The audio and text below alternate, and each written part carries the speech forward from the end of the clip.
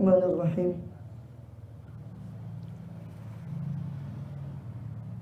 Alhamdulillahi Rabbil Alamin.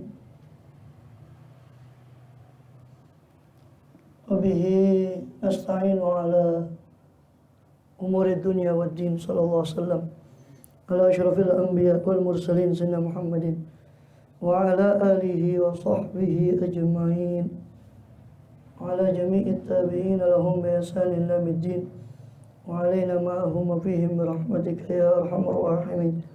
Amma ba'd. Qalu subhanaka la ilma lana illa ma 'allamtana innaka antal alimul hakim. Rabbi shrah li sadri wa yassir li amri wahlul 'uqdatam min lisani yafqahu qawli. Amin walhamdulillah. Alhamdulillah, Allah SWT masih berkenan melimpahkan nikmat karunia kepada kita semua, bil khusus nikmatul iman Islam serta sehat walafiat, sehingga dengan itu kita masih diizinkan oleh Allah SWT untuk melaksanakan segala kegiatan kita bil khusus dalam rangka beribadah pada Allah SWT sebagai tugas utama kita dalam kehidupan dunia ini. Kemudian kita masih lanjutkan pembahasan dari kitab Al-Arba'in An-Nawawiyah tentang hadis-hadis, 40 hadis pilihan daripada Imam Nawawi, hadis-hadis pilihan daripada yang patut diketahui oleh muslimin mukminin, yang termasuk yang terpenting di antara sekian banyak hadis. Itu terakhir kita sudah membahas hadis 33. Cuma saya ulang sedikit karena rekamannya kemarin itu tidak ada suaranya, supaya lengkap. Saya ulang sedikit aja, mungkin tidak panjang. Baru nanti kita menginjak ke hadis 34 tentang amar ma'ruf nahi mungkar. Ada hadis yang lalu yang sudah kita pelajari tentang masalah asas peradilan Islam dari Abdullah, atau tentang pendakwa dan terdakwa, dari Ibn Abbas radhiyallahu anhu. Ibn Abbas radhiyallahu anhu Rasulullah SAW qala, bahwasanya Rasul bersabda, lau yu'ton nasu bidakwahum la rijalun amwala qaumin dima'ahum lakinil bayyinatu 'alal mudda'i wal yamin 'ala man ankar. Seandainya, kata Rasulullah SAW,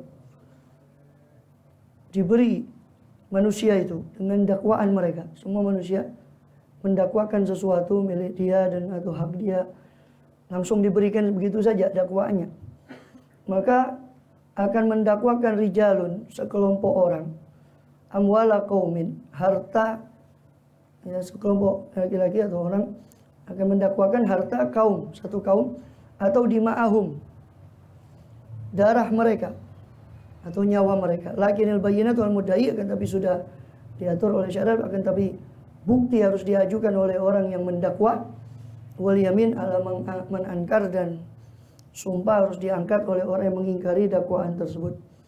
Itu hadis hasan riwayat Imam Baihaqi dan selainnya, qaghiruh wa kadza ba'duhu bi sahihain, dan sebagian hadis itu ada di Sahih Bukhari dan Muslim. Ya.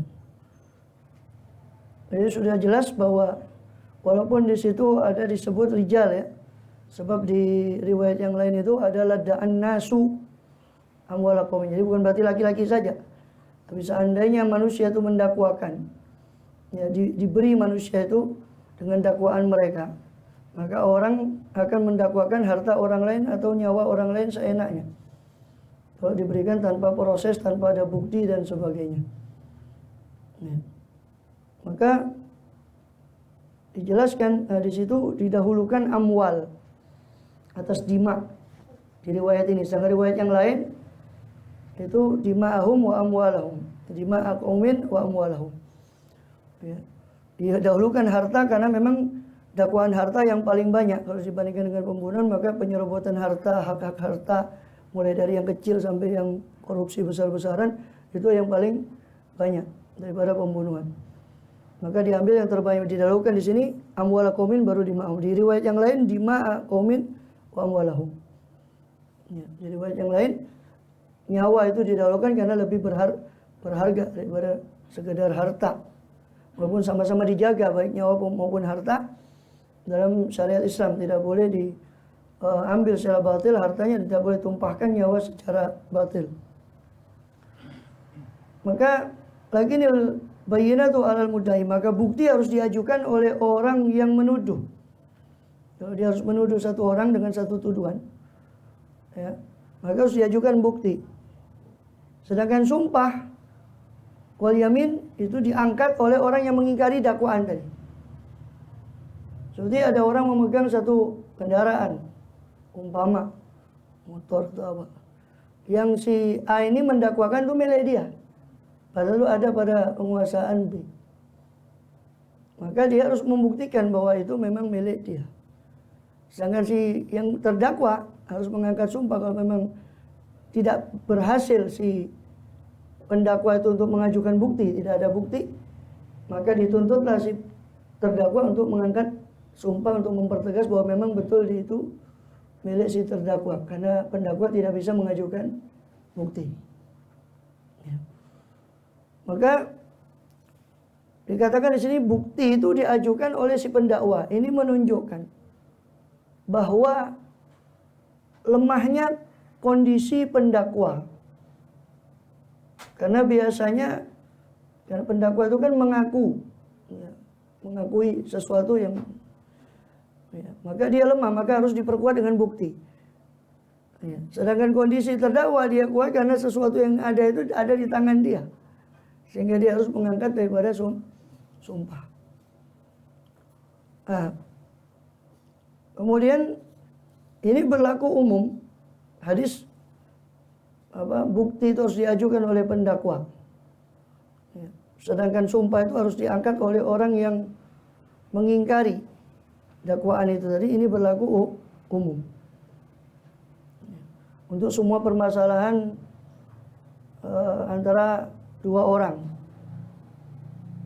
Namun di situ ada beberapa pengecualian.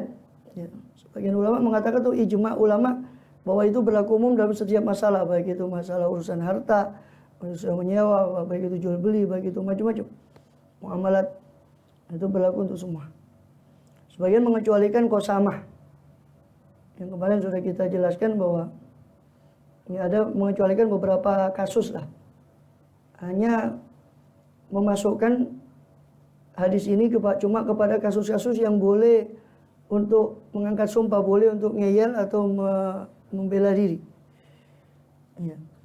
Adapun kasus-kasus tertentu, tapi sebagian besar itu masuk ke dalam hadis ini. Sebagian besar kasus daripada persengketaan itu masuk ke dalam hadis ini. Yaitu bukti harus diajukan oleh si pendakwa, sedangkan terdakwa harus mengangkat daripada sumpah.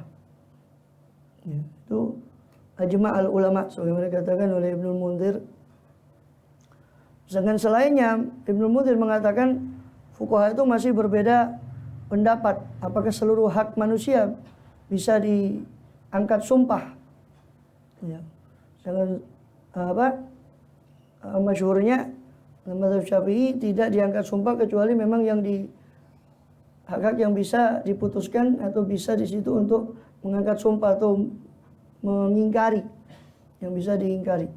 Adapun selain daripada hal itu, maka tidak bisa mengangkat atau tidak berlaku hadis tadi itu tadi. Dikecualikan juga beberapa pendapat, ya, dari seperti mazhab Hanafi, ya, bahwa itu berpendapat bahwa seluruh kasus itu bisa diterapkan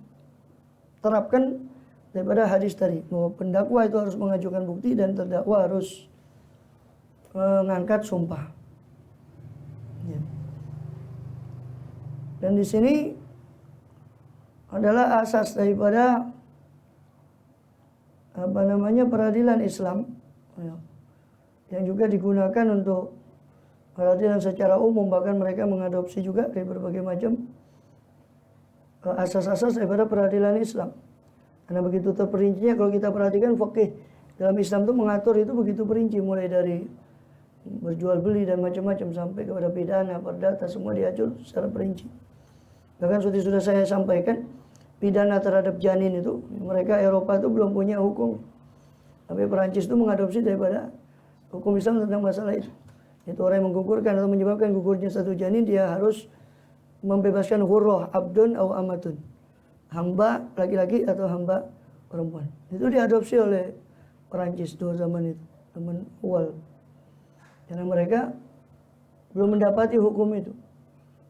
Tapi mungkin sebagian banyak mereka tidak mengakui kalau itu diambil dari Islam, karena begitu perincinya daripada aturan Islam. Kemudian, dan hadis ini merupakan satu kaidah yang besar dari kaidah-kaidah syariat dan asal daripada asal hukum, terutama dalam masalah tanazuk, dalam masalah persengketaan, dalam masalah persengketaan perselisihan. Itu, dan bahwasanya tadi seperti kita ketahui bahwa tidaklah dihukumi bagi seorang hanya dengan berdasarkan pengakuannya, hanya berdasarkan dakwaannya. Ya, tapi kalau memang dia betul-betul mengakui sesuatu, maka dia harus mengajukan daripada bukti, dan si terdakwa harus mengajukan daripada mengangkat daripada sumpah. Kemudian hadis berikutnya tentang amar ma'ruf nahi mungkar. Di hadis nomor 34. Kama qala radhiyallahu anhu an Abi Sa'idin al-Khudri radhiyallahu anhu qala sami'tu Rasulullah sallallahu alaihi wasallam yaqul man ra'a minkum munkaran falyughayyirhu bi yadihi wa lam yastati' fa bi lisanihi wa lam yastati' fa bi qalbihi wa dzalika adhaful iman. Rawahu Muslim. Hadis riwayat Muslim. Bersumber atau diriwayatkan dari Abi Sa'id al-Khudri, sahabat Abu Sa'id al-Khudri radhiyallahu anhu, dia berkata, qala sami'tu, saya telah mendengar Rasulullah SAW, Rasul SAW bersabda, qala yaqul man ra'a minkum, siapa dia melihat minkum di antara kalian mungkaran, satu kemungkaran, falyughayyiru, maka hendaklah ia, man tadi, orang yang melihat tadi, hendaknya dia yughayyirhu, merubah akan kemungkaran tadi, biyadihi, dengan tangannya man tadi. Fa ilam yastati', maka jika tidak mampu siapa man tadi yang melihat kemungkaran tadi tidak mampu untuk mengubah dengan tangannya, fa bilisani, dengan tangan, dengan kekuasaan atau langkah tegas, tindakan langsung dengan tangan atau dengan kekuasaan yang dia miliki. Fa ilam yastati', jika tidak mampu dengan tangan, fa bilisani, maka dengan lesannya atau nasihat.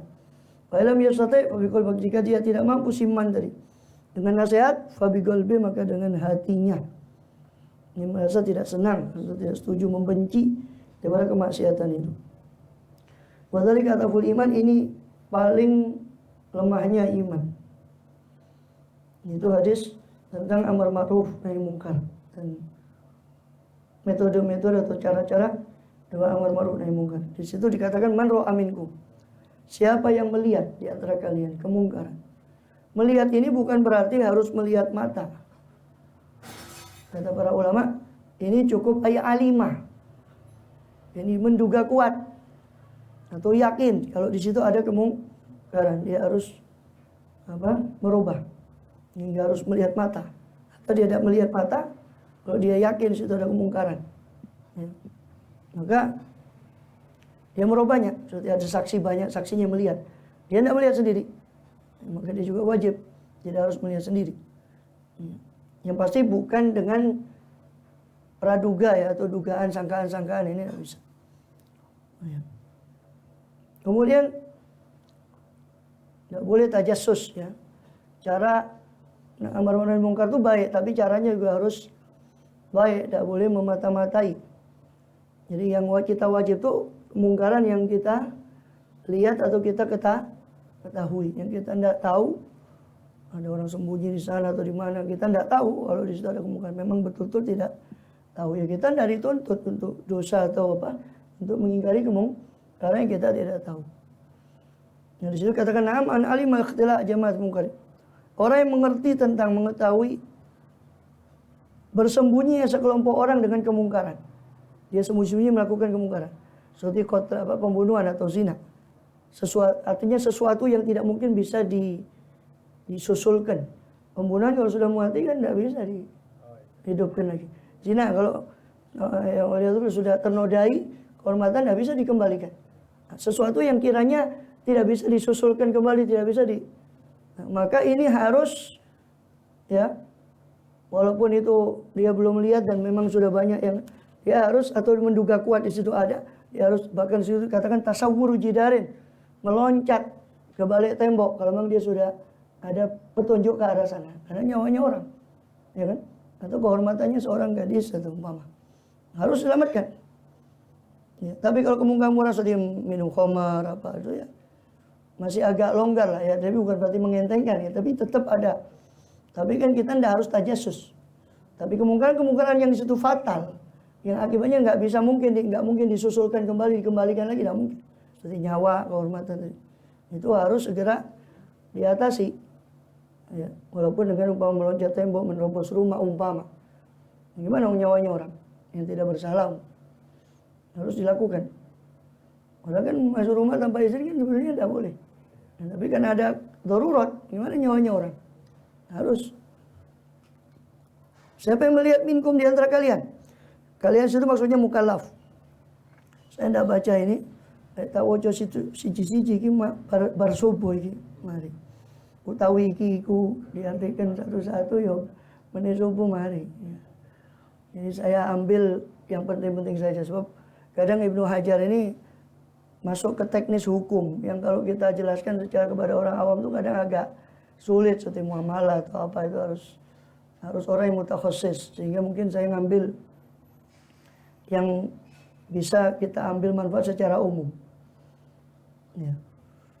Jadi siapa yang melihat di antara kalian itu maksudnya orang mukallaf tentunya yang mampu ya, dari kalangan kaum muslimin. Ya. Maka itu khitab bagi seluruh umat ya. Karena hukumnya Rasulullah SAW kalau menghukumi satu orang berarti dia hukum dari Rasul itu berlaku secara umum ya, hukum dari beliau itu berlaku secara umum untuk umat beliau. Munkaron, melihat apa? Kemungkaran. Apa kemungkaran itu? Bisa berupa meninggalkan yang wajib, bisa berupa melakukan yang haram ya. Meskipun bahkan dikatakan di situ meskipun tidak berdosa pelakunya. Seperti anak kecil berzina dengan anak kecil wa'iyadzubillah atau homoseksual, anak kecil kan belum mukallaf. Anak sobi ini anak yang belum mukallaf. Walaupun secara hukum kan belum mukallaf dia. Ya, belum dikasih dosa sendiri atau pahala sendiri. Meskipun demikian, meskipun tidak dosa, kalau perbuatan itu haram wajib kita hilangkan. Kita tegur, kita hilangkan perbuatan itu. Baik itu dosa shaghiratan kana au kabir, baik itu kecil atau besar. Oh ya. Kecil atau besar. Fal yughayyir, maka hendaknya dia merubah kemungkaran tadi. Ini wajib secara syar'i bukan secara akli. Seperti anggapan Mu'tazilah yang menganggap itu wajib secara akli. Dan wajib alal kifayah minkum, di antara kalian, tidak semua, sebagian. Wal takum minkum ummatu yad'una ilal khairi wa ya'muruna bil ma'ruf wa yanhauna 'anil munkar. Wal takum minkum, ya hendaknya ada di antara kalian. Di antara kalian, min ini tak ditabain.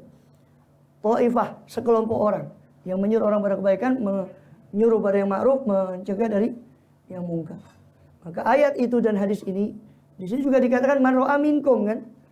Maka itu menunjukkan baik ayat tadi wal takum minkum ummatun, hendaknya ada di antara kalian sekelompok umat, sekelompok orang. Yad'un al khair wa ya'muruna bil ma'ruf.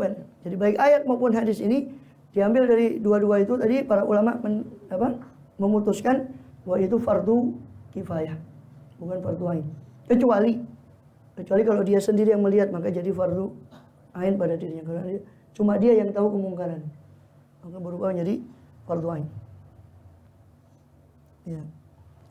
Dan juga banyak hadis yang lain ancaman dari Rasulullah SAW yang senada dengan ini. La ta'muru bil ma'ruf wa tanhauna 'anil munkar. Aw la ya'ummannakum Allah bi 'adzabin min indih.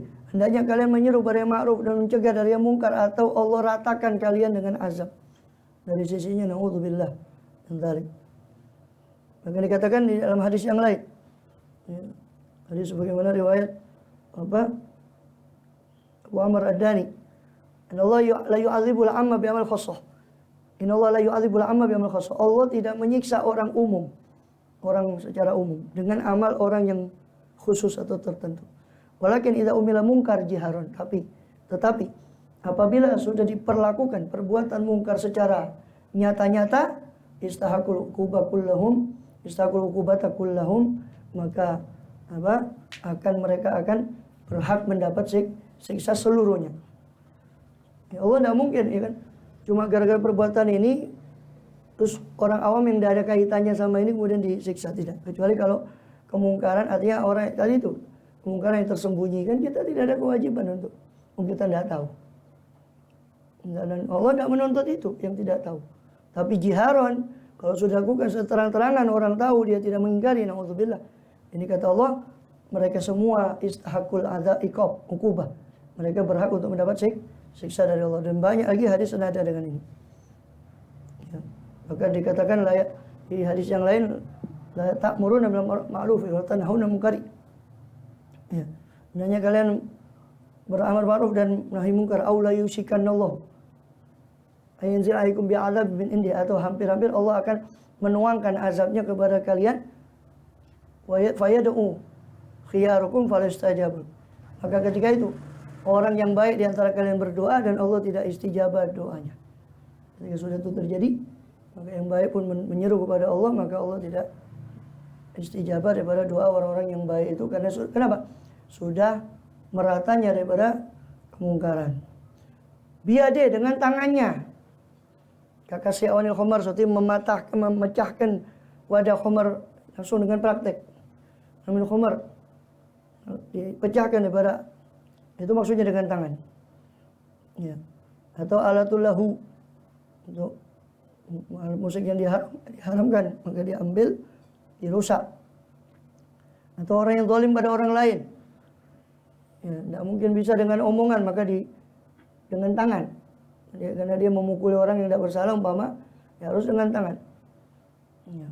Wa lam yastati, kalau dia tidak mampu, ingkar biade, mengingkari dengan tangan, ya, dan di situ dia takut akan doror kepada badannya atau hartanya, ya, maka dia boleh dengan lesannya.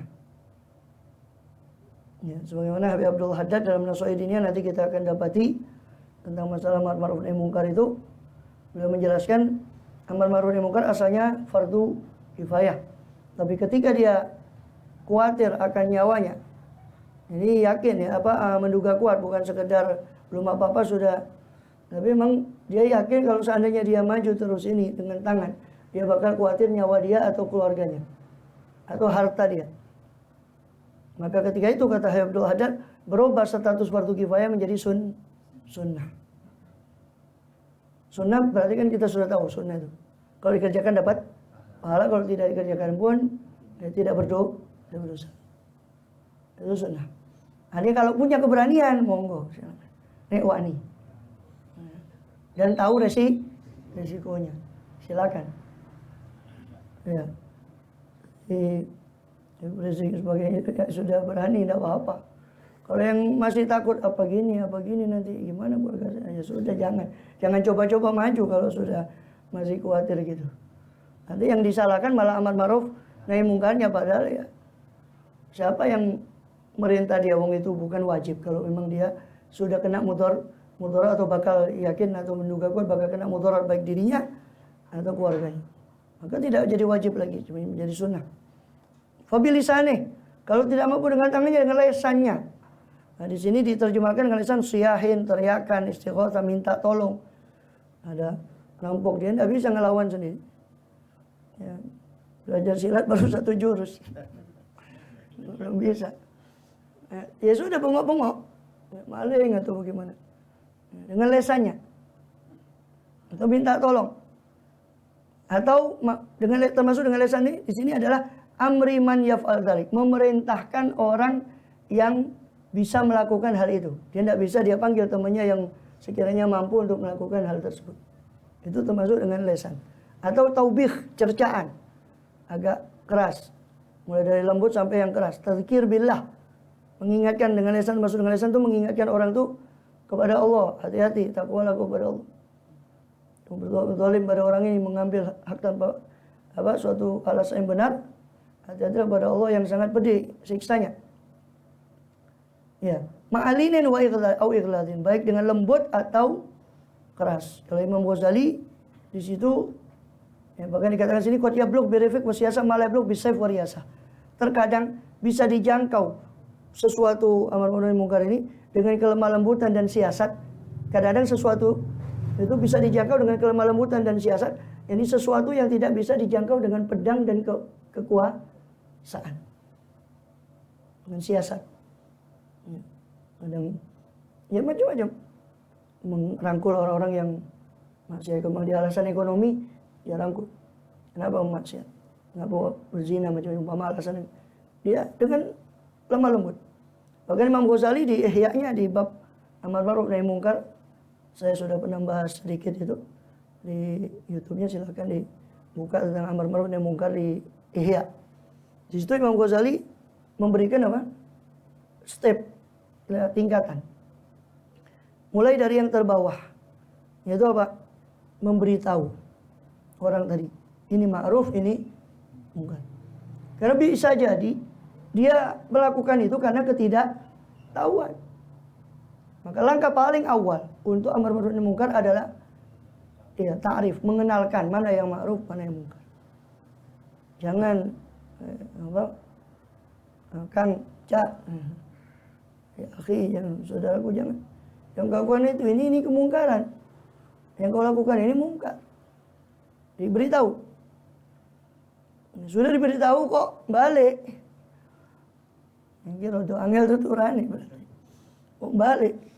Ya maka dikasih mau'idhah, nasihat. Kan saya sudah bilang, ini mungkar. Kalau kamu terus begini, akibatnya akan begini dari hadisnya dari Rasul, akan diancam dengan siksaan demikian. Tidak bisa juga, agak keras. Angel teman tuturannya, agak keras.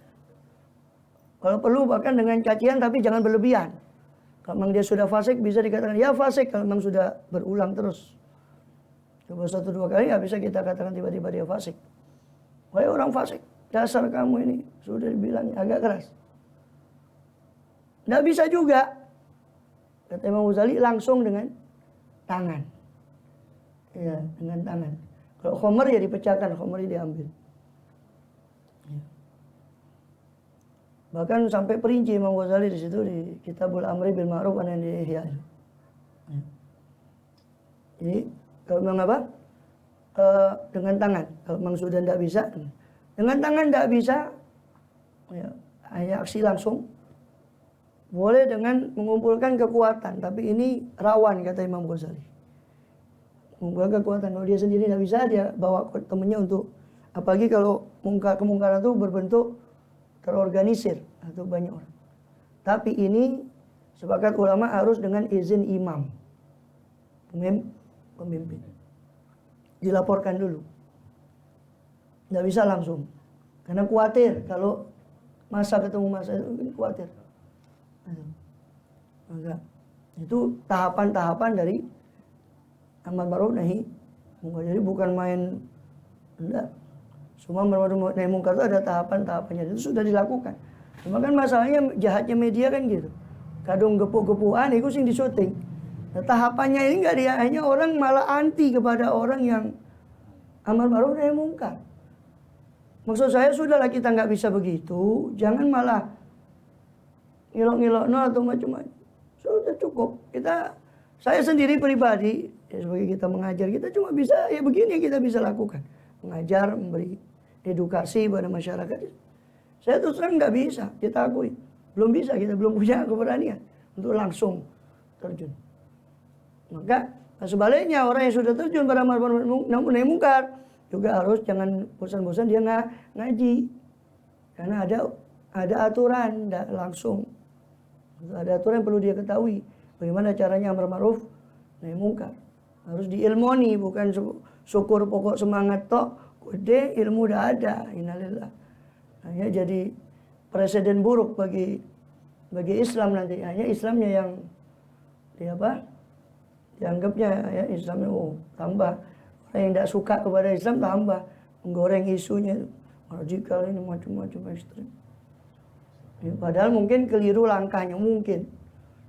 Ya, sebagian yang tidak mengerti. Maka harus ilmu, ada ilmu. Ya. Kemudian bahkan di situ jadi wajib dengan tangan, dengan tangan, kalau tidak bisa dengan lisan, maka wajib merubah dengan dirinya atau dengan pertolongan orang lain. Seperti dengan lesan tadi dia manggil orang yang mampu untuk menghilangkan kemungkaran, minta tolong kan itu dengan lesan. Baik si orang yang menyuruh ini melaksanakan apa yang di amar ma'ruf atau dinahi mungkari atau belum bisa melaksanakan, tetap ada kewajiban. Bahkan sampai-sampai sebagian ulama itu memberi gambaran, hatta orang yang minum di kedai khamr itu masih ada kewajiban untuk nahi mungkar kepada saudaranya sesama peminum khamr. Walaupun memang kata Ibn Hajar banyak hadis yang mengancam orang yang na'udzubillah dia amar ma'ruf nahi mungkar tapi dia tidak melaksanakan. Itu Rasulullah SAW itu dikatakan yulqa fil alim al-alim fin nari fatandaliku aktabu. Dilemparkan orang yang alim kepada neraka maka terburai ususnya. Fa yuqalu lima dzaka. Maka dikatakan kenapa kok itu terjadi pada dirimu? Yaqulu maka orang alim tadi mengatakan kuntu amuru bil ma'ruf wala af'aluh. Saya dahulu menyuruh pada yang ma'ruf dan saya tidak melaksanakannya. Wa anha 'anil munkar dan saya mencegah kemungkaran namun saya melaksanakannya. Sawaun alima adatan sama. Jadi wajib amar ma'ruf nahi munkar meskipun dia belum bisa melaksanakan atau sudah bisa melaksanakan. Nah, Imam Abdullah Haddad menambah lagi keterangan di mukadimah daripada Risalatul Mu'awanah. Kata Imam Haddad paling tidak, kata Abdullah Haddad paling tidak orang yang punya ilmu lalu mengajarkan, menularkan kepada orang lain walaupun dia belum bisa melaksanakan, dia ada 3 kewajiban, dia sudah melaksanakan 2 kewajiban. Ketimbang orang yang punya ilmu sudah dia tidak melaksanakan, dia tidak mengajarkan juga kepada orang, maka 2 kewajiban yang dia teledorkan. Ya beliau tidak mengatakan itu bagus, tapi paling tidak ketimbang orang karo-karone ya gak ngamano, gak nyampaikan. Maka dari situ disambungkan kepada tadi. Jadi meskipun si orang yang amar ma'ruf nahi munkar itu belum sepenuhnya bisa, tetap ada kewajiban. Tidak ada alasan dia saya masih kotor, masih ya. Tidak ada orang yang maksum kecuali Rasulullah SAW dan para anbiya wal mursalin alaihissalam yang maksum. Ya kan, ada manusia kita yang tidak maksum. Semua cuma seperti begitu bahasanya ya, tidak ada sudah amar ma'ruf nahi munkar, hanya makin merajalela. Wong ada yang amar ma'ruf nahi munkar saja masih merajalela, apalagi tidak ada. Kemudian sama, baik dia tahu bakal berpengaruh apa tidak berpengaruh. Jadi ucapannya ini bakal berpengaruh atau tidak berpengaruh, tetap wajib. Bukan urusan dia. Orang ini ikut perkataan dia atau gugu menanggapi perkataan dia atau tidak, itu bukan urusan dia. Yang urusan dia adalah menyampaikan, dan dia dosa ketika dia tidak menyampaikan padahal dia mampu, kecuali tidak mampu tadi seperti yang sudah kita bahas, keadaan darurat yang dia terancam dan sebagainya umpama. Ya.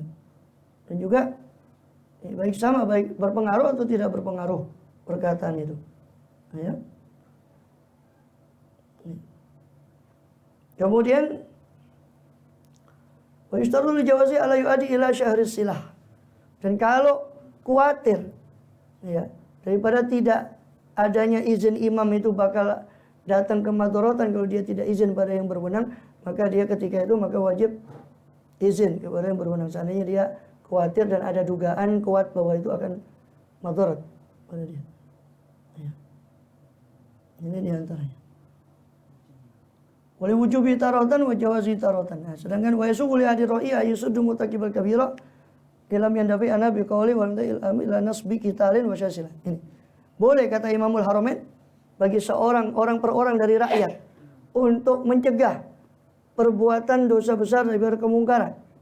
Kalau dia si perbuatan dosa kemungkaran besar tadi tidak tertolak dengan ucapan. Dia boleh mengambil langkah bahkan kepada qital, kepada mengumpulkan massa untuk ini entah ila dzalik rubita bis sultan. Nah, tapi syaratnya kalau sudah sampai pada tahapan itu maka dia terikat dengan izin daripada sultan, daripada penguasa, dan itu bakal ada efek. Dan juga dengan syarat bahwa pengumpulan massa untuk basmi daripada kemungkaran tadi, syaratnya itu tidak menimbulkan efek yang lebih besar daripada kemungkaran yang akan dibasmi. Yang kalau lebih besar kan buat apa kan? Menimbulkan kemungkaran yang lebih besar. Itu syaratnya. Ya. Kemudian apa? Wa ijabu ba'dul ma'ingkar bi kulli hal wa in qutila munkar li lam yaqulun mukhalifun li dhahiril hadis.